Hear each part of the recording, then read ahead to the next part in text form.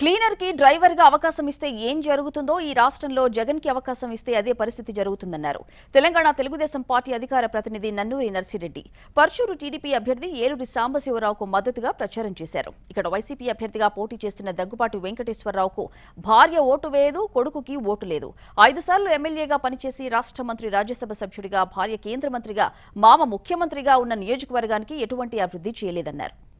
సోదరులారా, జీవితంలో అనేక ఆటుపోట్లు ఎదుర్కొంటూ కాలనీ ఏర్పాటు చేసుకొని ప్రతి ఫ్యాక్టరీలో కూడా మీ కష్టాలతోటి ఎక్కడ వ్యవస్థ నడవాలన్నా ఒక కార్మికునిగా, కర్షకునిగా మీరు నిత్యం పనిచేస్తున్నటువంటి మీ జీవితాలలో వెలుగులు నిండాలనేటువంటి పార్టీ తెలుగుదేశం పార్టీ అని ఈ సందర్భంగా మనం చేస్తున్నాం. అందుకని పాలిచ్చే బర్రె నమ్మి తన్నే దున్నపోతు లాంటి వ్యక్తి అవతల వైఎస్ఆర్ పార్టీ నుంచి వస్తున్నానని మర్చిపోతాను. ఈ సందర్భంగా ఎలక్షన్ రాగానే చాలా మంది చాలా కాలం నుంచి మీకు సంబంధాలు లేకుండా మీ జీవితంలో అతను 5 సార్లు ఎమ్మెల్యే గెలిచినా ఏ రోజు పోయినా పక్కపంటి కూర్చుని పెట్టి మాట్లాడేటువంటి స్థాయి మీకు ఉన్నదా అని అడుగుతున్నా. ఏ రోజు కూర్చోబెట్టుకోండి, ఒక మనిషిలాగానే చూడకుండా గ్రామంలో ఒకరితోటే మాట్లాడుతూ జమీందారులు, జాగీర్దారులు, భూస్వాములు, ఆశ్రాములు ఉన్నటువంటి వ్యతిరేకంగా ఉండినటువంటి పార్టీ మాటల్లో మంచితనం, చూపుల్లో చురుకుదనం, పనులలో చక్కదనం, పార్టీలో పచ్చదనానికి నిలువెత్తు నిదర్శనం ఏలూరు సాంబశివరావు అన్నారు. అందుకనే సోదరులారా, మనలో ఒక వ్యక్తిగా, అన్నగా, తమ్మునిగా ప్రతిరోజు, ప్రతి గంట, ప్రతి నిమిషం, ప్రతి క్షణం మన మధ్య ఉండేటువంటి నాయకుని ఎన్నుకోవాల్సినటువంటి అవసరం ఉందని ఈ సందర్భంగా మనం చేస్తున్నాం. ఇవాళ మీకోసం, రాజధాని నిర్మాణం కోసం, రాష్ట్ర అభివృద్ధి కోసం, ప్రజల సంక్షేమం కోసం పనిచేస్తున్నటువంటి వ్యక్తి చంద్రబాబు నాయుడు గారు.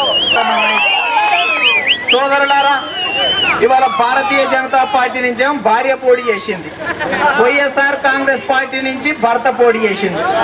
ఇక రాత్రి ఉంటుంది, ఏముంటది ఇంటర్నల్ డిస్కషన్ ఏముంటుందో మీకు తెలుసు. ఆడ మోడీ, ఈడ జగన్మోహన్ రెడ్డి ఒక కేడి, ఈ ఇద్దరు మధ్యన డిస్కషన్ వీళ్ళు ఇంటనే ఉండేటువంటి పరిస్థితి. ఆయనకు భార్యనే ఓటేసేటట్లేదు, మనల్ని ఏమనేటువంటి పరిస్థితి ఉందా అని అడుగుతున్నాం.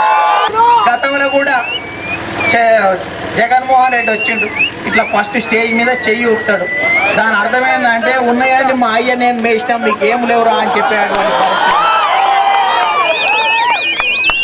వాళ్ళ చెల్లె వస్తుంది, నేను రాజన్న కూతుర్ని, జగనన్న చెల్లెల్ని అన్నది. మొన్నటిదానికి ఎక్కడ పోతుందంటే మొన్నటిదాకా వదిలిన బాణం అన్నది ఇప్పుడు వదిలేసిన బాణం అనేటువంటి పరిస్థితి. ఆమె మీటింగ్ పోతే అక్క ఆమె ఉంగరమే కొట్టేసినటువంటి దొంగలు ఉన్నటువంటి పార్టీ ఈ రాష్ట్రంలో ఉందా లేదా అని అడుగుతున్నా. ఇవాళ కొడుకులు, బిడ్డలు దూరంగా ఉంటారు, వాళ్ళ జీవితం యుద్ధవంతికరంగా మారింది, వాళ్లకు డబ్బులు లేవనేటువంటి ఉద్దేశంతో 2000 ఇస్తుండు. ఇప్పుడు మళ్ళీ మీరు తెలుగుదేశం గెలిపించగానే 3000 రూపాయలు మనం చంద్రబాబు నాయుడు వరాలకు, వైకాపా వాళ్లకు జరాలు వస్తున్నటువంటి పరిస్థితి ఉందా లేదా. మనం అందరం కలిసి కట్టుగా, కలిపి జట్టుగా, పార్టీకి పట్టుగా, పదనైన మట్టిగా ఏర్పడి ఇప్పుడు తెలుగుదేశం పార్టీని అఖండ మెజార్టీతో గెలిపించవలసినటువంటి అవసరం ఉంది. భవిష్యత్తులో ఏది రావాలన్నా నారా చంద్రబాబు నాయుడు గారు మనకు చేయడానికి సిద్ధంగా ఉన్నారు. రాష్ట్రం ఇబ్బందుల్లో ఉన్నది, అనేక రాష్ట్రాలు ఈ రాష్ట్రం మీద దాడి చేస్తున్నాయి, ఈ ప్రాంతంగా అభివృద్ధి కావద్దని చూస్తున్నాయి. ఇలా చంద్రబాబు నాయుడు గారు నీళ్లు తీసుకొస్తే అడ్డం పెట్టేటువంటి ప్రయత్నం జగన్మోహన్ రెడ్డి చేస్తున్నారు. ఇలా భారతీయ జనతా పార్టీ వాళ్ళు పువ్వు గుర్తు తీసుకొని వస్తుండు, కమలానికి ఓటేయమని చెవుల పూలు పెడతాను. ఆ కన్నా వస్త్రాలైన వస్తే ఒరే కన్నా నీ పరిస్థితి రాష్ట్రంలో సున్నా అని చెప్పవచ్చు. పంచాంగ పట్టణం చెప్పేటప్పుడు కూడా ఆదాయం ఎక్కువ, ఖర్చు తక్కువ అంటే కూడా ఐటీ నోటీసులు పంపించేటట్టుండి.